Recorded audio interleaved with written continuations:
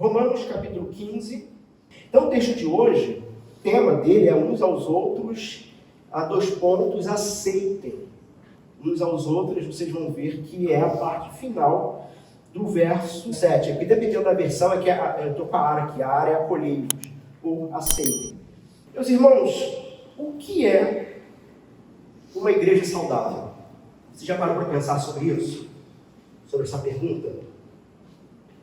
O que é uma igreja saudável? O que é um pastor saudável? O que é, do que se trata cristãos saudáveis? Alguns tentaram responder isso. Tem um pastor batista chamado Mark Dever, escreveu um livro famoso já por alguns, chamado de 9 Marcas de uma Igreja Saudável. Tem um outro livro, que eu achei muito inteligente o título, que o nome do livro é A 10ª Marca. Porque são 9 marcas de uma igreja saudável e ele vai falando pregação expositiva, evangelho, tal. E aí tem um livro que lançaram um bom tempo depois, que foi um autor brasileiro, chamado A 10ª Marca, uma igreja que canta. Porque no 9 marcas não tem música. Uma igreja que canta e sabe cantar a partir do evangelho, das outras marcas, de fato, é uma característica, né, de uma igreja saudável. João Calvino, que não é, atenção irmãos, não é papa da igreja presbiteriana. João Calvino é um teólogo, um pastor, né, assim como foi Lutero e tantos outros. Um homem piedoso, um referencial histórico de tudo que aconteceu. Mas o Calvino apresenta 3 características de uma igreja saudável. Basicamente, fiel exposição da palavra de Deus, do evangelho. Então, vai dizer, uma igreja saudável tem que ter essas 3 características. Fiel exposição da palavra, a correta administração dos sacramentos, batismo e ceia, e o exercício da disciplina. Irmão, eu sei que pode parecer demodê nos dias de hoje, né? Vemos tantas igrejas e supostos cristãos que simplesmente vivem como querem, do jeito que querem, e as igrejas simplesmente não se importam com isso, mas o exercício da disciplina na igreja faz parte do salutar, sabe, de uma igreja, no sentido de que o objetivo é fazer com que o pecador reconheça o seu pecado, se arrependa e volte. É lógico que para voltar tem que mandar ir. Só que a igreja não manda ir assim de uma carga, de uma vez, né? A igreja presbiteriana do Brasil, por exemplo, ela exerce sua disciplina de 3 formas. A admoestação verbal, chamar a ordem verbalmente, exortando a se corrigir. E aí são coisas, por exemplo, mais simples. Por exemplo, o que eu fiz hoje no grupo, irmãos? O dia das mães, mas o domingo é o Senhor. Então eu já estou exortando, ou seja, exercendo biblicamente uma autoridade disciplinar para que a igreja não se perca no meio do caminho. Tá? A segunda forma de disciplina da IPB é o afastamento. O que é o afastamento? É para quando o sujeito, tendo cometido pecado e tendo chegado então até o pastor e a liderança, e ele que se recusa a se arrepender ou se consertar desse pecado, ele vai ser afastado de funções e de acesso à mesa do Senhor, enfim. E por último, a exclusão, que é natural. Se o sujeito até o fim não quer se arrepender, ele vai ser excluído. A Igreja Presbiteriana do Brasil procura seguir essas 3 marcas, né? Agora, meus irmãos, sem dúvida nenhuma, essas marcas são marcas importantes de uma igreja saudável. Só que existe um ponto, um fato, que está acima de qualquer uma dessas marcas, que é o seguinte: existe uma nova lei. Existe uma nova lei, uma nova regra em exercício nesse mundo. Qual é a lei? Qual é a regra? Qual é a regra da casa de Cristo? Qual é a regra do reino? O amor. Esse é o ponto.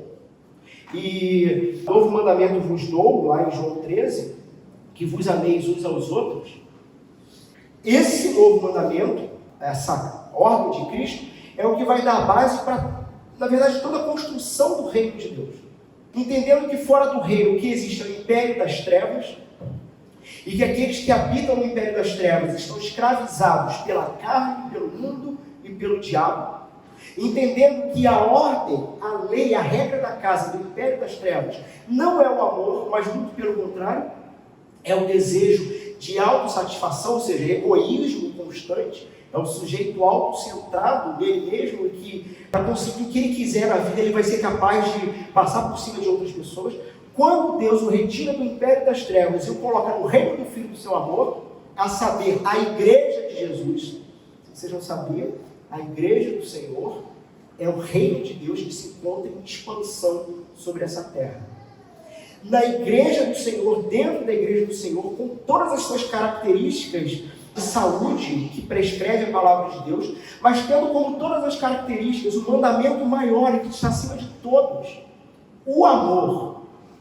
A partir disso, você começa a construir novos homens e mulheres que têm o objetivo, irmãos, não somente de viver em função de serviço religioso, mas o objetivo de novas criaturas, homens e mulheres, que foram salvos em Jesus, é expandir o Evangelho do Senhor, expandindo o reino de Deus. E lógico, tendo como cereja da vida esse momento aqui, o culto ao Senhor. Né? Mas o ponto é que o culto ao Senhor, ele, para fazer uma comparação, talvez aí para quem gosta de jogo, futebol, coisa e tal, o culto ao Senhor, ele é o intervalo do jogo. Ele é o intervalo do jogo, sabe? O primeiro tempo passou, você entrou, sabe? Tomou muita trava, né? De chuteira na canela, está todo lanhado, todo arrebentado do jogo. E aí você vem para o intervalo do jogo aqui dentro, onde o coach, não vamos sentir, tá, irmãos? O técnico do jogo, Jesus Cristo, ele vai passar o bálsamo, o óleo que cura, e vai te dar instrução. Não, meu filho, olha só, quando tu voltar para o jogo, você já não entra mais pela lateral direita, tu vai pelo centro, enfim. Então, o culto, ele é essa cereja do bolo, como esse momento de para tudo e agora eu vou realmente ouvir as instruções do meu Senhor e Rei. Porque a missão continua lá fora. Amém? Amém? Amém. Amém. Muito bem, irmãos. Então, essa é a verdadeira regra, a verdadeira marca. Todo o resto, sem essa marca, sem essa regra, sem essa lei, todo o resto não presta, não vai fazer o menor sentido. A grande pergunta é como lidar dentro desse reino que o Senhor garantiu, que é a sua própria igreja, que é o corpo, o qual ele é o cabeça, e que está em plena expansão, mas você vai ter pessoas mais diferenciadas dentro desse reino. E o texto em questão que a gente leu aqui, ele frisou sobre uma certa diferença que existe dentro do reino, dentro da igreja, o qual ele vai chamar pessoas que ele chama de fracos e pessoas que ele vai chamar de fortes. A questão é quem, por que um é fraco, por que o outro é forte, e como se dá essa relação de suportar uns aos outros, ou algumas traduções, acolhei-vos.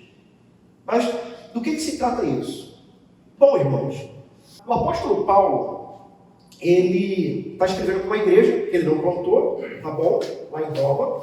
Uma igreja composta por judeus, composta por gentios, todos eles cristãos, judeus e gentios, lá em Roma, seguidores de Jesus. Só que naquela história, num determinado momento, o imperador da época, chamado Cláudio, o que ele fez? Ele expulsou todos os judeus de Roma, fossem cristãos ou não cristãos, judeus. Foram expulsos de Roma. Nós temos esse relato lá em Atos, capítulo 18. Eu vou ler aqui, verso 1 e 2. Depois disso, deixando Paulo apenas, partiu para Corinto. Lá encontrou um certo judeu chamado Áquila, natural do Ponto, recentemente chegado da Itália, com Priscila, sua mulher. Em vista de ter Cláudio decretado que todos os judeus se retirassem de Roma.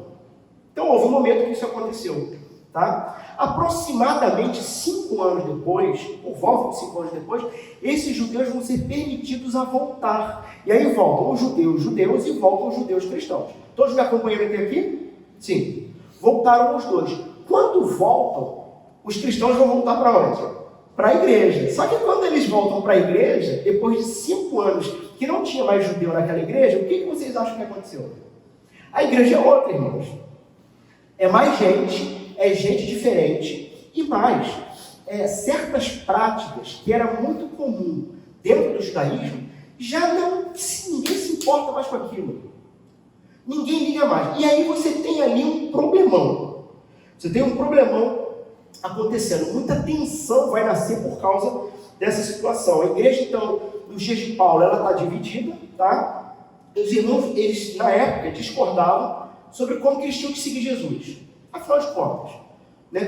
Como que a gente deve seguir Jesus? Então, os judeus cristãos, eles falavam coisas como, olha, vocês têm que se circuncidar, né? Vai doer, mas tem que circuncidar. E os cristãos gregos, romanos da época ali, não, isso aí não, nem que eu cresce. Não, isso aí eu não vou. Não, tem que circuncidar. Outra coisa, vocês têm que guardar sábado, hein? Tem que guardar sábado, porque lei de Moisés, não, a gente... Enfim, imagina o pé de guerra que foi essa igreja, o que estava nessa igreja na época.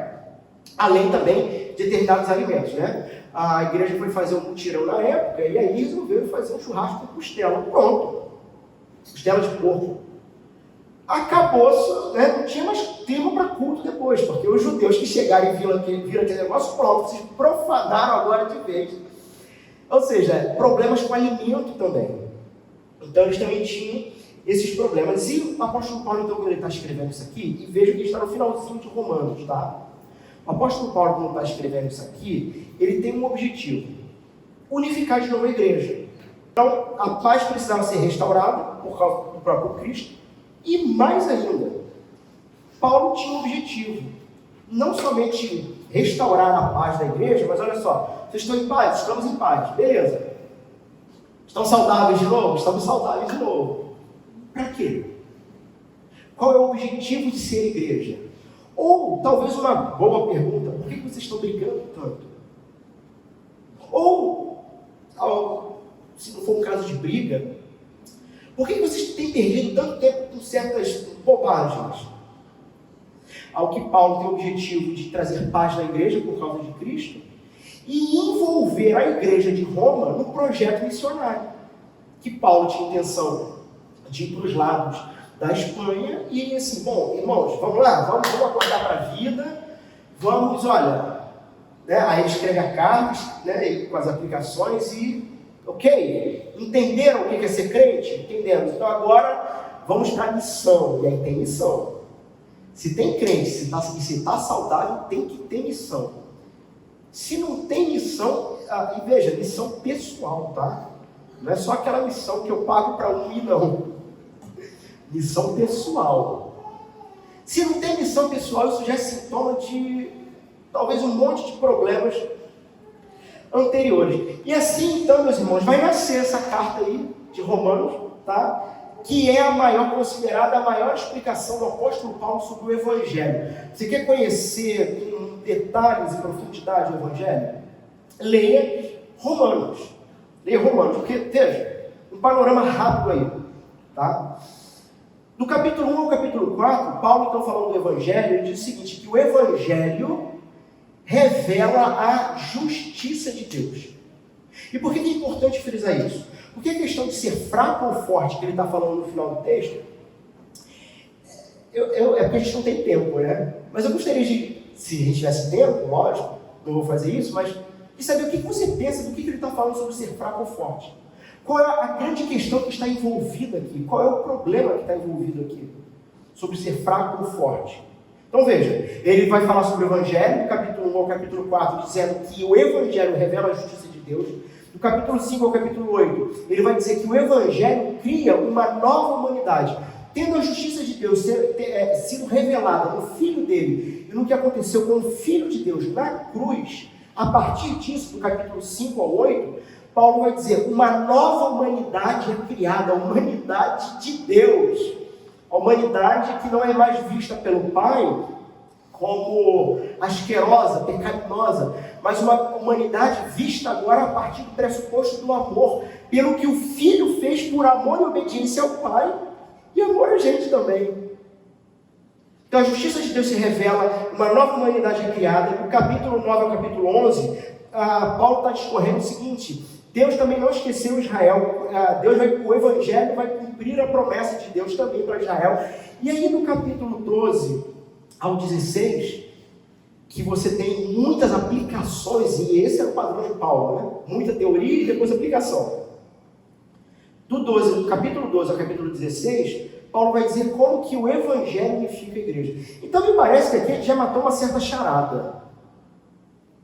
Qual é o problema que gera todos os outros problemas em qualquer igreja que seja? E veja, faça uma aplicação pessoal da sua história e veja se não era bem isso.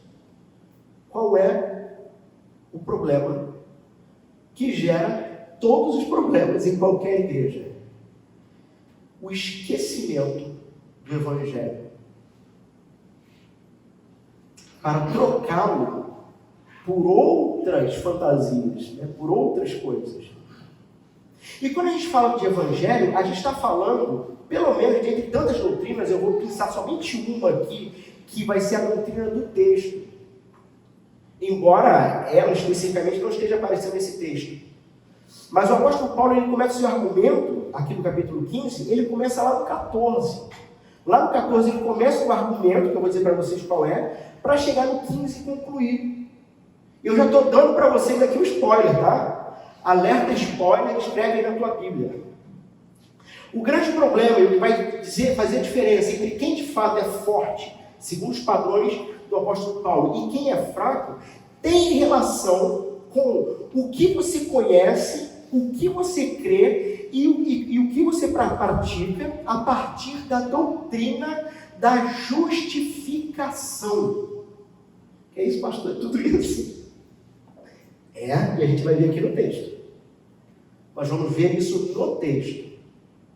A diferença do fraco para o forte no texto tem relação com o sujeito que crê, ou como ele crê, na doutrina da justificação, o qual o Evangelho apresenta. E assim, irmão, se tu crê certo, de fato, então a tua prática tem que ser essa, que vai ser uma prática saudável.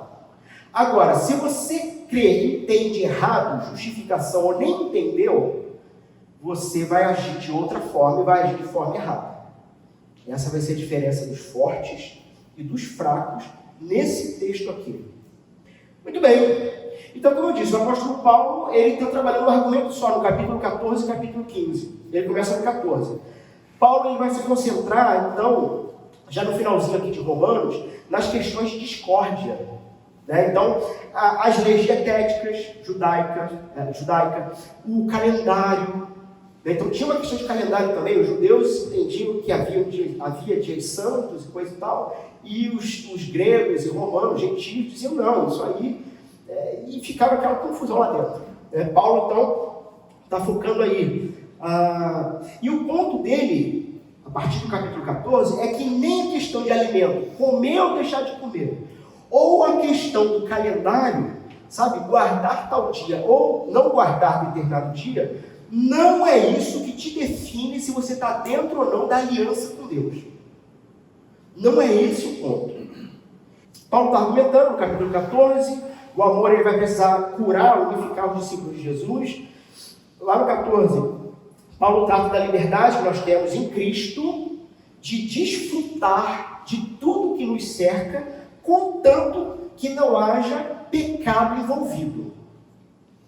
Disso se trata a liberdade cristã.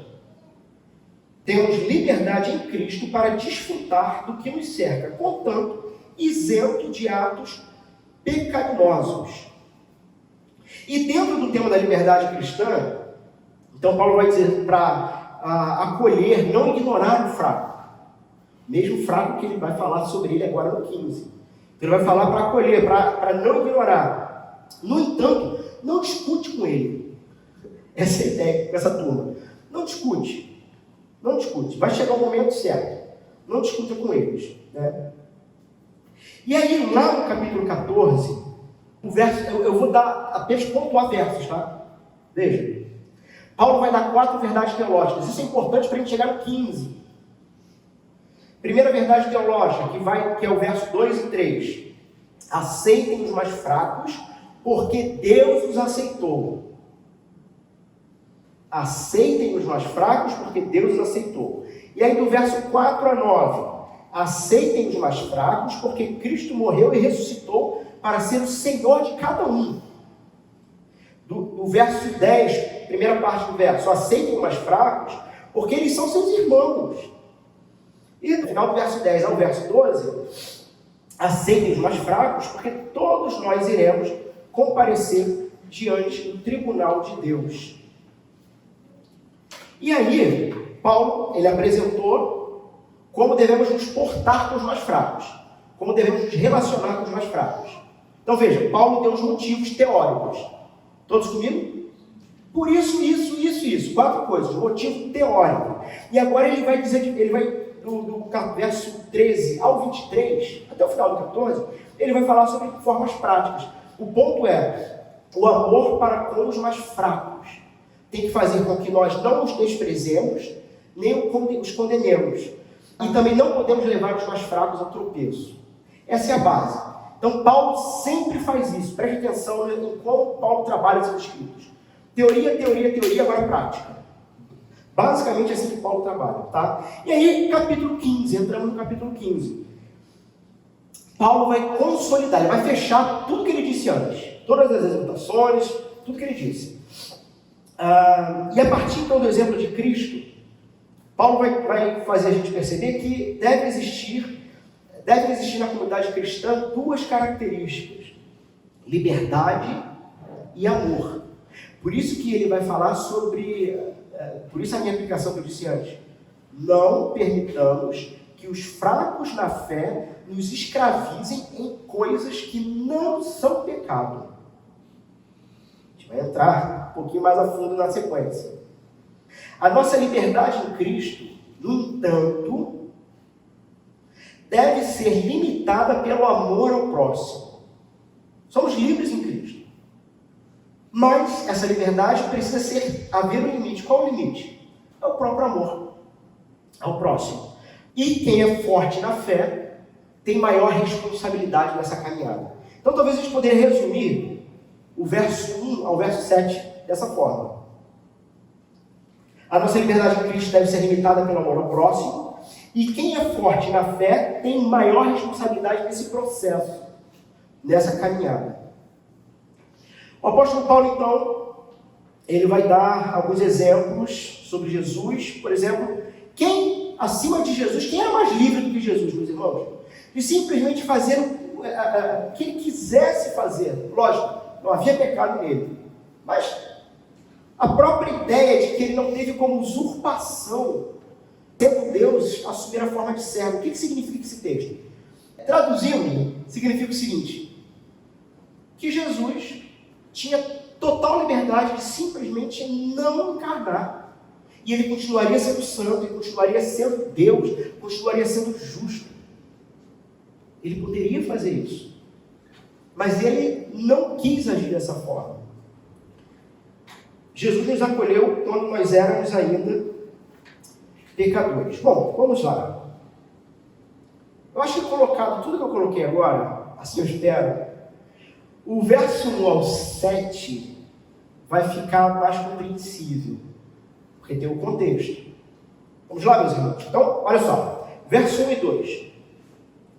Paulo vai instruir os crentes maduros a não procurar agradar a si mesmos, mas a edificar a fé do cristão mais fraco. Ora, nós, Paulo se inclui, agora aqui, nós que somos fortes. Então é interessante perceber que o fato de Paulo se incluir nesses que são fortes aqui não é um sentido pejorativo, é de fato, Paulo está dizendo, existem os fracos na fé, ou os cristãos mais fracos, e existem os cristãos fortes, e fortes aqui não é pejorativo, assim, fortes de fato, e tem um motivo para eles serem fortes. E Paulo se coloca nesse grupo. Nós que somos fortes, devemos suportar as debilidades dos fracos e não agradar-nos a nós mesmos. Portanto, cada um de nós agrade ao próximo o que é bom para a edificação. Então o apóstolo Paulo está se dirigindo aos maduros da fé, tá? Aos fortes. E nesses 2 versos, o apóstolo Paulo ele está definindo 3 responsabilidades para estes que são fortes. Vamos lá. Primeira responsabilidade. Primeiro, acho que é bom definir aqui o que é o fraco e o que é o forte. Porque eu falei que tem a ver com justificação. Lembram-se disso? Os fortes são aqueles que se percebendo justificados em Jesus Cristo, possuem liberdade para não precisar se matar num serviço religioso. Tente se justificar, porque ele já está justo. O sujeito entendeu o Evangelho, entendeu que o que Jesus fez na cruz tornou ele completamente justo, aceitável a Deus, e que agora ele anda com Deus.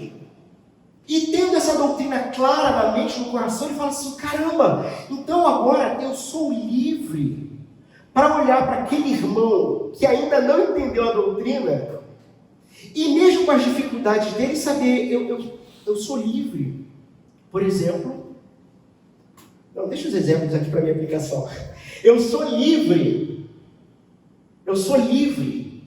inclusive para não fazer o que eu posso fazer. Eu não preciso ficar fazendo coisas para Deus me aceitar. E quem é o fraco na fé? É aquele que, não tendo entendido o Evangelho e a doutrina da justificação, ele desesperadamente fica procurando pelo em ovo, fica procurando bobaginha, coisinha, para dizer assim: ei, irmão, tá vendo? Eu sou melhor que você, porque eu faço isso. Porque o cara está tentando construir uma justificação pessoal para que Deus o aceite. E Paulo está dizendo: isso é fraco. Paulo não está dizendo que ele não é crente, ele está dizendo que ele é fraco. E você que é forte, ou vamos caminhar aqui, mas basicamente ele vai dizer: você que é forte, que é aquele que entendeu que é justificado pela fé em Cristo Jesus, está garantido para a eternidade, você tem uma responsabilidade com o seu irmãozinho fraco. Então, 3 responsabilidades são definidas aqui, tá? Primeira, os mais maduros, os fortes, devem suportar as debilidades dos que estão começando a caminhar na fé. E eu coloquei esse título assim de propósito. Porque quando a gente pensa naqueles que estão começando a caminhar na fé, o que passa pela sua mente? Concorda que novo convertido? Começou a caminhar na fé, quer dizer que ele é novo convertido. Ou, na linguagem cristã, neófito, novo na fé. Neófito é o novo na fé. Então nós tendemos a pensar nos fracos apenas como aqueles que estão iniciando a caminhada cristã. A gente tem essa tendência a pensar assim. Só que um neófito, um novo na fé, não é necessariamente alguém que só conheceu Jesus agora.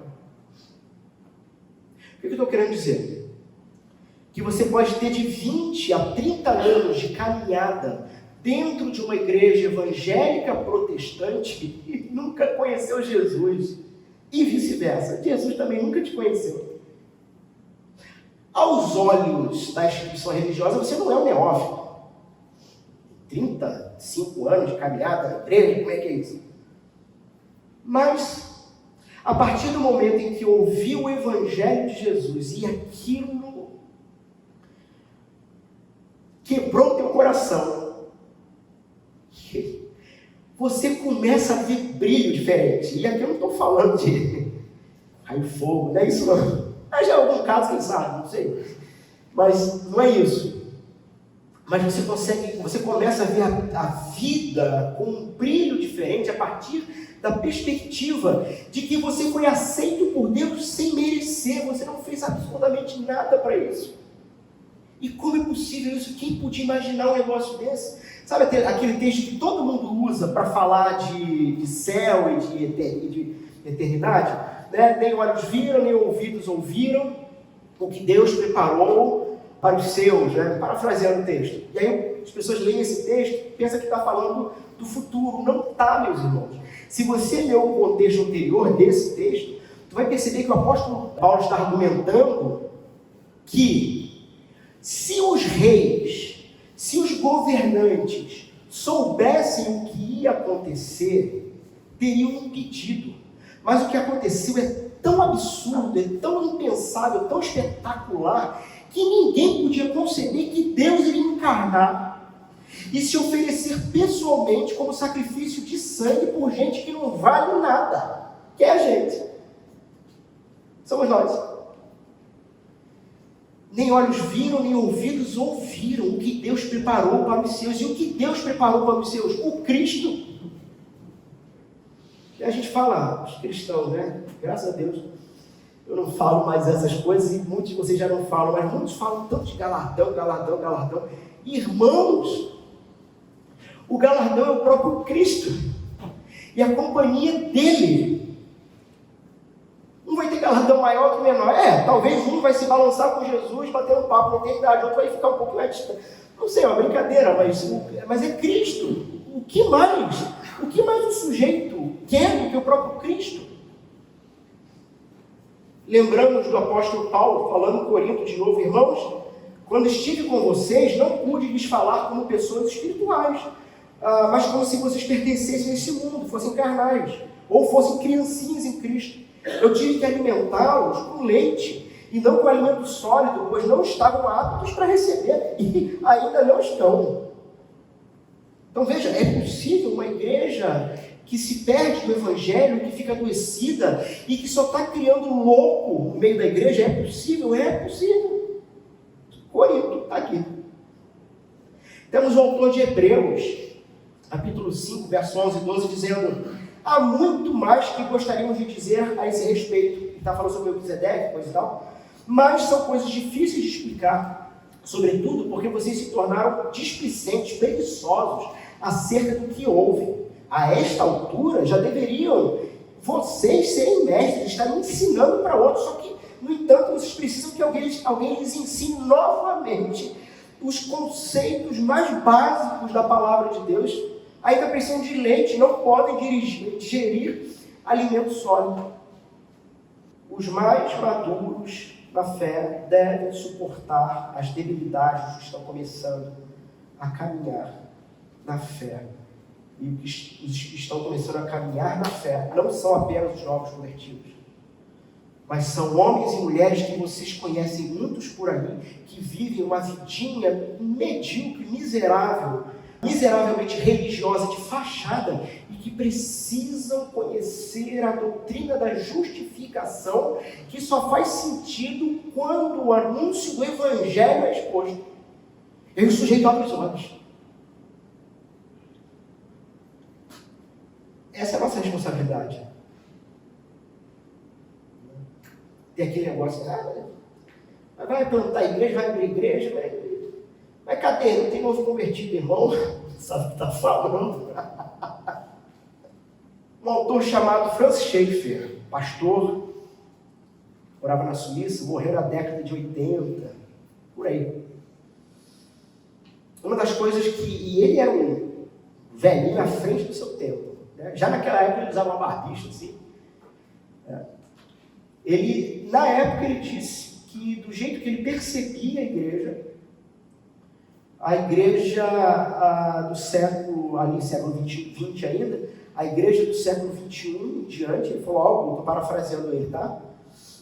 Nesse sentido, mas a igreja do século seguinte será um celeiro de evangelização. Vai ter que voltar para as igrejas e pregar tudo de novo. E quem é que vai fazer isso? Aqueles que entenderam justificação pela fé em Cristo Jesus, nosso Senhor e Rei. Se estar começando a caminhar na fé não significa necessariamente ser um cristão novo, o que significa? Tudo isso que nós colocamos. Viver longe da expectativa do Evangelho te levará a viver a partir das expectativas da religião, da instituição. Se você perdeu a referência de Jesus Cristo, tudo que envolve vida, nascimento, vida, morte e ressurreição de Jesus, se você perde isso de vista, você consequentemente vai perder a própria missão que ele deu. Muitos conheceram aí no sábado o pastor Pezzini, e essa frase é dele, vocês já me ouviram falar? Essa frase é do Pezzini. Pronto, revelei de quem é a frase, vocês conheceram pessoalmente ele. Frase do Pezzini. Jesus só mandou a gente fazer uma coisa, o resto a gente inventou. fazer discípulo. Jesus só mandou a gente fazer uma coisa, sabe? No último momento, pronto, agora vocês já aprenderam tudo comigo, coisa e tal. Vocês vão fazer uma coisa, o quê? Discípulo, e batizar, coisa e tal. O resto a gente inventou, coral, jogral, Dia das Mães. Invenção nossa. Quando passa-se a entregar a sua vida pela instituição religiosa, perde-se o amor, perde-se a lição, e uns aos outros já não faz o menor sentido. Para quê? No mínimo, eu preciso mostrar serviço para o pastor. No mínimo. Isso se ainda houver algum respeito pelo pastor, né? Em outros lugares aí. Só se respeita ele porque ele carrega esse nome. Mas o ponto, irmãos, é que o que nos une aqui é a autoridade da palavra. E se você reconhece que o púlpito da sua igreja tem compromisso com a palavra e zelo, né, pelos irmãos, pela palavra, esse é o ponto que deve definir se você vai considerar o sujeito do seu pastor ou não. Esse é o ponto. Não é porque botaram as santas insígnias no ombro dele, mas é o zelo dele. Quando se perde a perspectiva da justificação pela fé e do Evangelho, a tendência então é criar uma comunidade de cristãos fracos na fé, que são assombrados. Já viu gente assombrada? Assombrado, medo de tudo. Tem gente que, e é verdade essa história, tem gente que tem medo de tomar banho sem roupa, porque se Jesus voltar vai pegar ele nu e ele vai dançar. Gente assombrada, cristão fraco, mas é cristão. E nós temos que aprender a estender esse amor para com esse também. Quando temos uma comunidade de cristãos fracos espiritualmente, existem então comunidades que fazem você gastar muito tempo da vida, sabe? Um tempo perdido com programação vazia. Programação vazia. Só serviram para aumentar o seu status na mídia. Talvez até possam ter servido para você encontrar sua esposa e seu marido. Nesse caso aí já não foi uma completa perda de tempo. Nesse caso ainda se salva, mas, irmãos, muito tempo perdido com discussões inúteis dentro da igreja. Gente, a gente não tem tempo para certas discussões. Não tem tempo. Quem sabe o que é da vida, sabe que não pode perder tempo com bobagem. Uma igreja que sabe quem ela é, o porquê ela é, a razão da sua existência, e ela tem muito claro o que ela tem que fazer como igreja do Senhor, ela se recusa a perder tempo para discutir certas bobagens. E eu sei que está gravando aqui, mas, irmãos, eu vou falar da igreja presbiteriana porque é a nossa denominação. Eu não vou falar dos outros, cada um sabe as suas dificuldades. Mas, irmãos, como é terrível certas reuniões, graças a Deus, não nossa, aqui da mesa administrativa, graças a Deus não. Todas as nossas reuniões são muito proveitosas. Mas reuniões gerais das igrejas, sabe? Tem que acontecer pelo menos uma vez por ano, coisa e tal. Perda de tempo. Então, muito tempo perdido com discussões inúteis dentro da igreja. Falta de percepção de missão. Para o que estamos aqui, sabe? Vamos fazer uma reunião para marcar uma reunião para decidir quando que vai ser a data da próxima. Horas de discussão sobre qual deve ser a cor da parede do gabinete pastoral. Existem maus necessários, lógico. Aqui eu estou dando apenas exemplo, mas para que vocês entendam que tem certas discussões, sabe? Se a vaga privativa do pastor tá ok, vamos discutir esse tipo de coisa. Quando não, irmãos, tempo perdido para engordarmos nosso conhecimento intelectual. Apenas. Sabe? Pessoas que consomem teologia, pessoas que consomem sermão. Tem aquelas pessoas que consomem culto. O que é o consumidor de culto? Eu vou na igreja que me fizer chorar mais. Se eu chorar mais ali, eu fico lá. E tem consumidor de sermão. Eu vou na igreja em que o pastor tira da manga aquele texto do hebraico ou no grego, que ninguém nunca viu um negócio parecido. Mas o dia também que ele parar de fazer isso, já não me serve mais.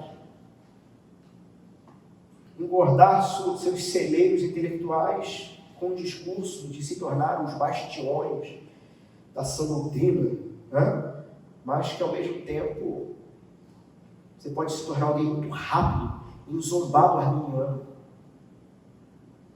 em fazer chacota com outro irmão mais simples, porque ele nunca ouviu falar de supralapsarianismo. Nem vocês sabem, eu não estou falando língua estranha, tá, gente? É um termo teológico. Sabe? Gente que tem uma cabeça gigante, mas uma prática desconexa, sabe? Gente capaz de usar ironia e deboche, ainda se achar forte e saudável. Irmãos, o verbo suportar aqui no grego, eu falei do grego, foi do grego agora, mas o verbo suportar aqui, ele tem dois significados. Ele tem, ao mesmo tempo, tá? Ele tem o significado de aguentar, no sentido de tolerar. Então há esse significado sim. Né? Então é assim, é aquele irmão mais fraco, sabe aquele que está aqui? Assim, irmão, aguenta o cara, teu irmão. Mas tem outro significado também, que significa, que é carregar, no sentido de dar um suporte. Ou seja, uma palavra também que ela é usada, acreditem, em construção civil. Por que o apóstolo Paulo está usando uma palavra que também era utilizada para a construção civil? Pelo seguinte, porque o que o apóstolo Paulo está dizendo para os crentes fortes, ou seja, aqueles que aprenderam a descansar a vida e a existência do madeiro de Jesus, o que o apóstolo está dizendo é que você precisa ser como uma coluna que precisa aguentar o peso da laje e dar condições necessárias para que essa construção possa progredir. Então não é somente suportar de aguentar, mas é dar o suporte em que este irmão mais fraco venha se fortalecer através de você, ou seja, ser uma coluna para que possa ser posto peso em cima dele. Entenderam aqui a metáfora? Se você tira a coluna, esse irmão fraco cai. Mas seja a coluna, fica lá, fica firme, e não somente fica firme, mas fica com ele. Para que você dando esse suporte a ele, se crie condições para que a construção desenvolva. E o Senhor está construindo a sua igreja, o seu povo. E quem são as matérias-primas dessa construção? Nós, os cristãos. Os mais fortes não devem agradar a si mesmos, buscando apenas os seus próprios interesses. Então assim, você é um forte nessa história? Você se considera forte? Você se percebe forte? Vamos lá, primeiro, vamos fazer uns testes aí. O quanto você... Novamente, o forte é aquele que descansa no Evangelho do Senhor Jesus, que se percebe justificado em Cristo. Por conta disso, ele não precisa ficar olhando para si próprio, pode olhar para o outro. E intencionalmente se dedicar a que este outro também se fortaleça. Todos comigo? Ok. Com isso, então, eles não devem viver para agradarem a si mesmos, buscando seus próprios interesses. Alguns testes aqui. Primeiro, o quanto você tem se dedicado pessoalmente em auxiliar os seus irmãos mais fracos no crescimento e amadurecimento deles. O quanto você tem se dedicado pessoalmente em auxiliar os seus irmãos mais fracos no seu crescimento e amadurecimento. Irmãos, veja que se trata de envolvimento pessoal. Pessoal. O que eu quero dizer com isso? Eu não estou falando de textinho na internet, não. No Instagram, Facebook. Não. Estou falando de compromisso pessoal. Sabe? Gente a qual, se você decidiu se dedicar para que ela amadureça, se torne robusta na fé, e que você também tem que prestar conta com a tua vida. Né? Porque jogar texto na internet é fácil. Um monte de teólogo bobo de internet aí. Para não falar outro termo. Também não estamos falando de você simplesmente frequentar ambientes cristãos, religiosos. A pergunta é o quanto você está envolvido de verdade, o quanto você está disposto a pôr a cara a tapa por amor a seu irmão. O quanto de tempo do seu dia você, por exemplo, dedica em oração ao seu irmão. Uns aos outros, vai ter um texto lá na frente, orar uns pelos outros. Né? O quanto de tempo no seu dia você dedica em oração também com seus irmãos. Meus irmãos, pelo amor de Deus, você sabe o nome do seu irmão? Porque, olha, você não tem noção do quanto me deixa irritado quando eu vou falar com você sobre algum irmão e você me pergunta quem é. Você não tem noção do quanto isso me irrita. Está 3 anos, sei lá, 2 anos aqui. Quem é? Como quem é? Está onde? Você está fazendo o quê? Como? Quem é? Quer descobrir quem é? Para de olhar para você mesmo. Aproveitar para fazer uma aplicação aqui. Irmãos, nós temos a mesa de café, de coffee break. Né? Aos que estão nos visitando, acho que todos aqui, talvez tirando o casal, ou mais uma pessoa, não são marinheiros de primeira viagem. Né? Então nós temos o coffee break e tudo mais. Mas o coffee break não é necessariamente para encher a barriga. Não que tu não possa comer. Está aí para isso. Mas o coffee break é um pretexto para você chamar aquele seu irmão que você não falou a semana inteira. Ou aquela pessoa que você nunca viu na sua igreja, visitante. Ou aquele irmão que talvez você tenha falado pouco. Aquilo é um pretexto para você chamar para tomar um café e bater papo, sabe? Mas tu quer saber quando isso não está funcionando? É quando fecha a rodinha e ninguém nem consegue chegar para pegar uma amendoim. Aí é porque não está funcionando, a igreja vai ter que ser doutrinada de novo. Olha aí, disciplina, demonstração verbal, viu? Ou seja, se tu fecha a rodinha, você está olhando aqui, ó. O que está ali fora da roda, né? Não importa. Então, é viver e construir sua vida espiritual por você ter segurança em Jesus, já garantido em Jesus, no que Jesus fez. Você tem total liberdade para se dedicar ao outro. Ao outro. No entanto, se você faz o oposto que o apóstolo determina, você vive em função do seu agrado pessoal e não tem a mínima ideia de como é que está a vida, como é que está a fé daqueles que estão no mesmo culto que você. O forte é aquele que transforma a sua vida em alavanca para que os mais fracos possam decolar na fé. Esses são os fortes que o apóstolo está dizendo, eu sou um desses. Se no teste que eu fiz você não passou, muito provavelmente você está fraco. Mas olha só, não fica desesperado não, tá? A igreja do Senhor Jesus é para isso. É para a gente conversar sobre isso. É para você ser instruído sobre isso. É para você aprender a ter descanso em Jesus a partir da palavra de Deus. É para isso mesmo. Você está no lugar certo. Portanto, cada um de nós agrade ao próximo no que é bom para edificação. Então, a terceira responsabilidade que Paulo dá aos mais fortes.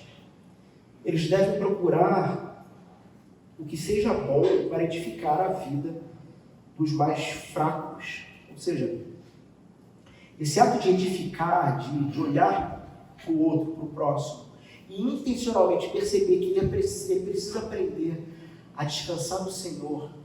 Isso é possível isso pelo Evangelho. Esse ato vai envolver exortações fraternas. Nós vamos falar em algum outro texto, em algum outro sermão, sobre exortai-vos, né, uns aos outros.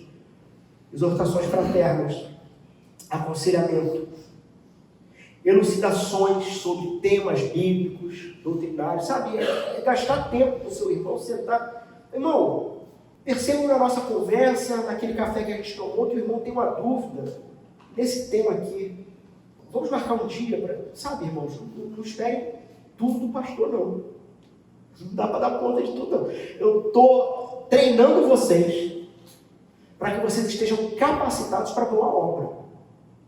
É porque um dia eu vou morrer, a igreja vai ficar. Vocês têm que estar prontos, têm que estar preparados. Então, no bate-papo, chama seu irmão para orar, para estudar o texto bíblico, fazer o seu irmão aprender a ter vida de prática cristã piedosa. Que é aquilo que eu falei antes, o sujeito ele passa a vida no mundo, passa a vida no império das trevas, ele vai precisar da sua ajuda para aprender a viver no reino do amor. Ele vai precisar da sua ajuda. O irmão mais fraco vai precisar da sua ajuda. A pergunta é, como que ele vai crescer se nem você o ama? E aí assim nascem as comunidades cristãs doentes, que só formam irmãos doentes.